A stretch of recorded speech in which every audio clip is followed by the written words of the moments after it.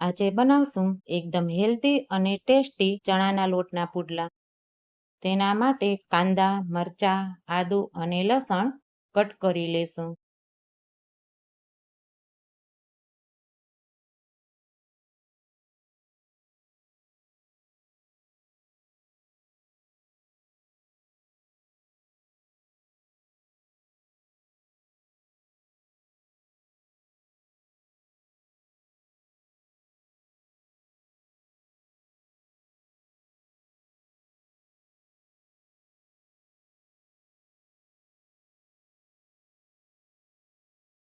બધું જ કટ થઈ જાય પછી એક મિક્સર જારમાં લઈ તેને ક્રશ કરી લેશું.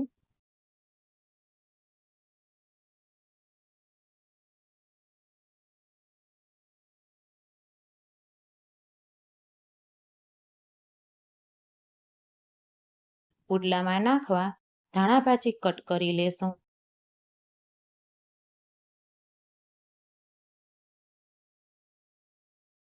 ખીરા માટે ચણાનો લોટ લેશું. તેમાં સ્વાદ પ્રમાણે મીઠું, ધાણા જીરું, હિંગ, ક્રશ કરેલા મરી, ધાણા ભાજી, ક્રશ કરેલા કાંદા, મરચાં, આદુ અને લસણ અને લીંબુનો રસ નાખી સારી રીતે મિક્સ કરી લેશું.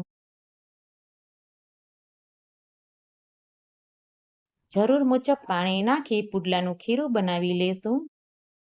ખીરું જેટલું પાતળું હશે પુડલા એટલા જ પાતળા બનશે. ખીરું રેડી છે. પુડલા બનાવવા માટે ગેસ પર તવી મૂકશું. તેના પર તેલ લગાવી દેશું.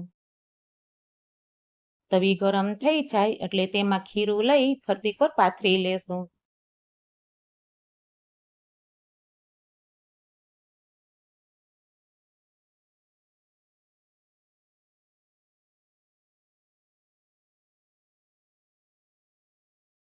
અહીં મેં લોખંડની લોઢીનો ઉપયોગ કર્યો છે. તેની જગ્યાએ નોનસ્ટિકનો ઉપયોગ પણ કરી શકાય છે.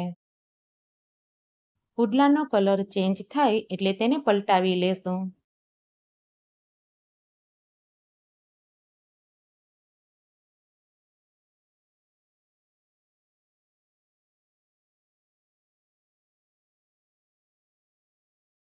બંને સાઈડ પુડલાને સારી રીતે શેકી લેશું.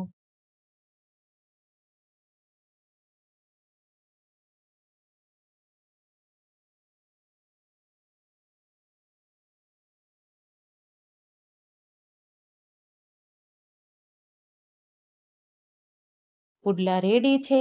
એક પ્લેટમાં લઈ લેશું. રેડી છે એકદમ હેલ્ધી અને ટેસ્ટી પુડલા. તેને સોસ સાથે સર્વ કરશું.